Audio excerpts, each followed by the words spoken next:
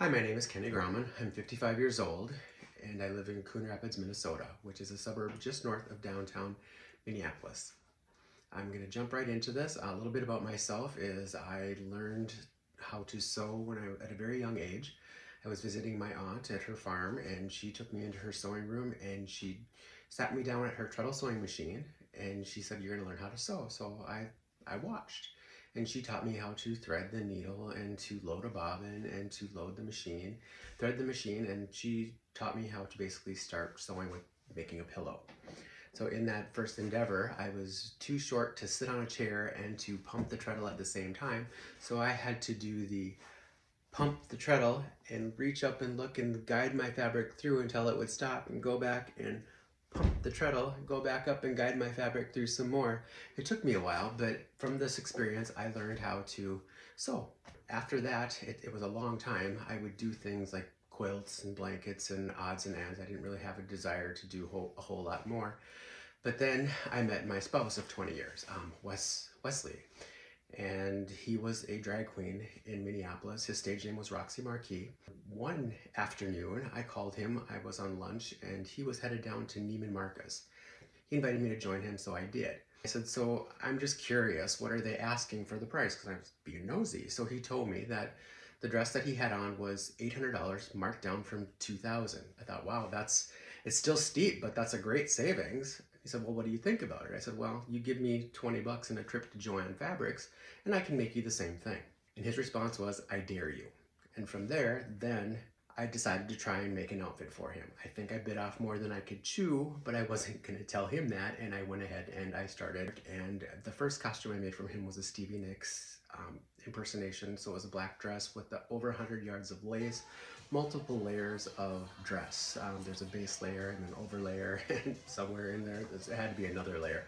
There's a lot of dress in that outfit, and it made it to stage, and he kept that thing it's still in the basement now. Wes passed away in 2020. We lost a 4-year long battle with cancer. And I'm now sewing with other people and doing other collaborations for other people. So most of my work is with drag queens. I do a lot of stuff on stage. So not everything has to sparkle, I believe, but when it does, it really sparkles. And it's mostly up to the customer at that point. What do they want to do? What is their look? What are they trying to achieve?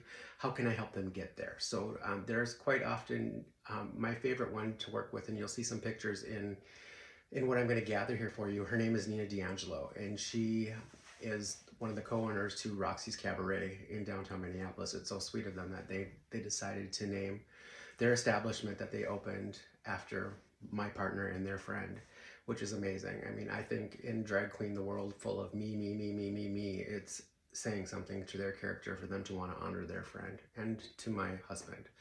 It's pretty amazing. The latest one that I've done, it's unconventional fabrics, and that's with Bibi Benet. And Bibi was the first winner of RuPaul's Drag Race, and she also works at Roxy's Cabaret. And she had called me just very last minute, and she wanted an outfit for her special day for her performance. And we decided within 7 days to come up with something, and it ended up being unconventional fabrics. A little bit rough, very difficult to work with, many layers of fabric, and it might have been easier to actually just cut leather, but we went with it. We got the results that we wanted on stage. I think it looked good. I think she was happy with it. It seemed to do pretty well. So I'm gonna jump off here and I'm gonna run downstairs and I'm gonna dig out some outfits and have some little clips. I also do some stuff for boys, so they're a little bit risque. Some of them are some dancer clothes, but they're revealing.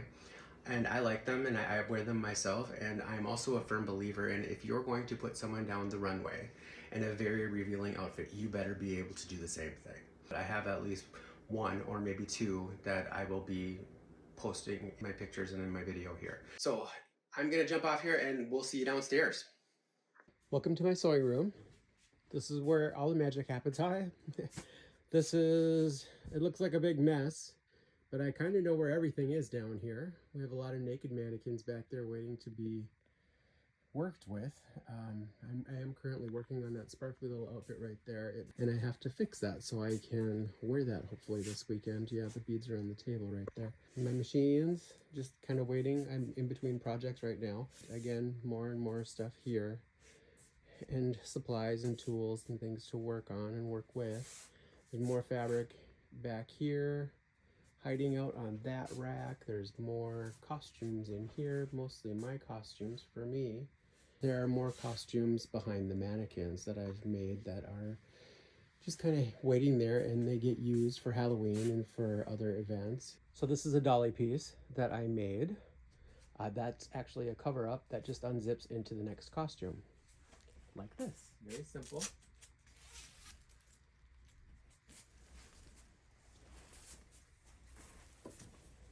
And so this is the second piece, and this is all hand sewn on paillettes with beadwork. So you can see a little bit of my beadwork on top of the sequin fabric.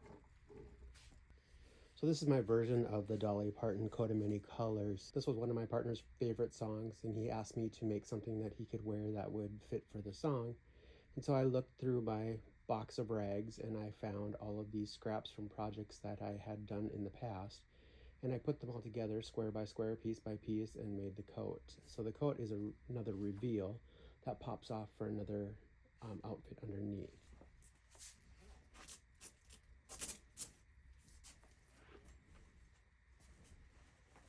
Then this outfit is another one that's got sequin fabrics that you can see that I've done some hand beading on that. So the beading on the bottom is basically in little Y patterns.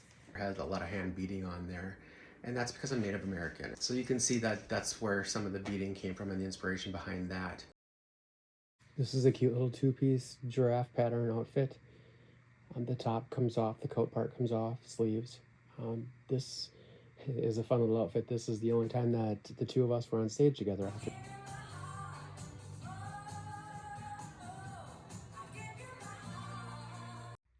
Just a little fun coat.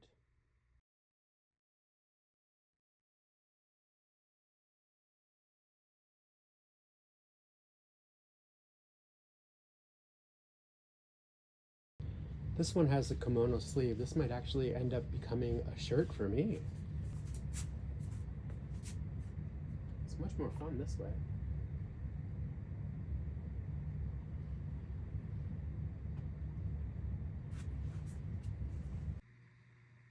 I did not make the blouse in this outfit. This outfit has two layers. There's a lining and then a sheer layer over. This picture is showing the outfit without the lining, and then this video has the lining with the sheer over it as well.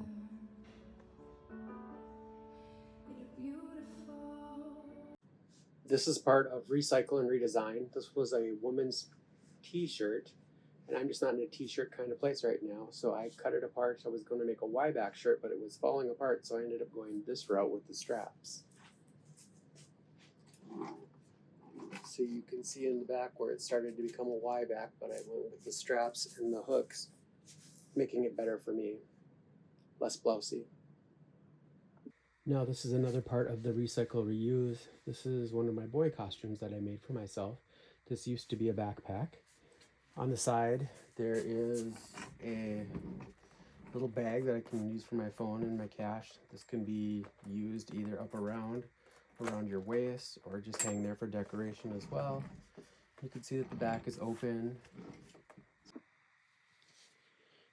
This one's part of Recycle and Reuse. Those are all recycled jeans and some added on gingham fabric. This was also a dolly look as well. The jean jacket comes off.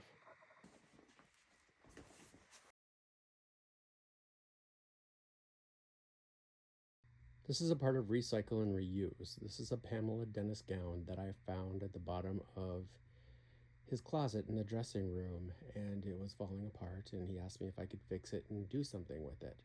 So we went and we bought some beads, some seed beads, and I've sewn on by hand about 25,000 seed beads. I'm going to get close. There's a little S pattern going up and down there, and then there's about 25,000 beads, and then there is about 4,000 rhinestones also attached.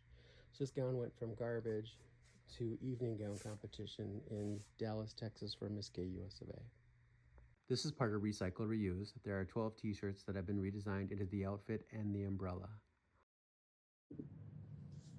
And here's another one for Recycle. This was a t-shirt that I had bought from Christopher Stroh. We're familiar with him. And I'm not, again, in a t-shirt place, so I redesigned this one to fit me. using the snaps and the rings. You can see in the back, I added a little bit of extra fun and features, a little D-ring in the middle. This fits me better than a t-shirt. And another boy costume that I've designed that I would wear myself, actually. This one would be when you want a little bit more than complete see-through, a little bit lace, a little bit pattern and design, and some hot pink in your life. I would wear that with the black outfit that I showed from Recycle. That was the backpack. It doesn't have to always sparkle, but when it does, it really does. This is mostly recycled jewelry. Then there's some hand beading with the bigger pieces onto this. This is another costume for me. This one's a lot of fun. It has a hat, tank top, and pants. This is fun for a disco night. This section would be collaborations. These looks are for stage. Not all of these looks are original to me. These are from other designers that I've redesigned and made for clients. With the prom picture on the end. I was able to make whatever kind of costume I wanted to for him, and sometimes there was some special stuff, and there will be some big costumes that I'm just going to show the video because it's just easier to show the video than it is for me to dig out the costume and put it on a mannequin. So I can say that with Wes, I had my size Barbie for 20 years, and not to mention, I mean, he was beautiful and stunning on stage, and he could make a burlap sack look beautiful. So I had it very easy, and I was very fortunate to have such a wonderful model. So now it's time for me to step out of my comfort zone and to put myself out there and to see if the outfits that I'm making are from me or if it was all presentation in my model.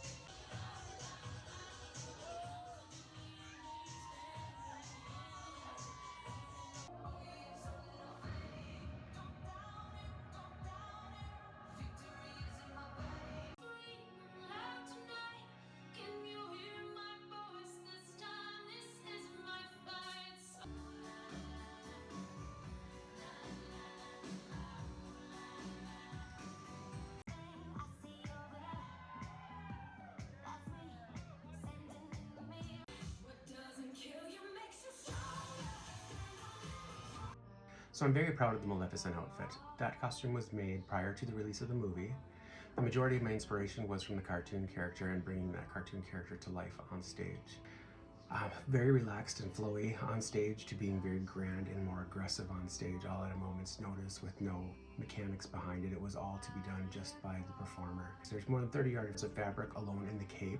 The horns that were made for this one, they're quite large in comparison to the ones that are released at Halloween in any department store. So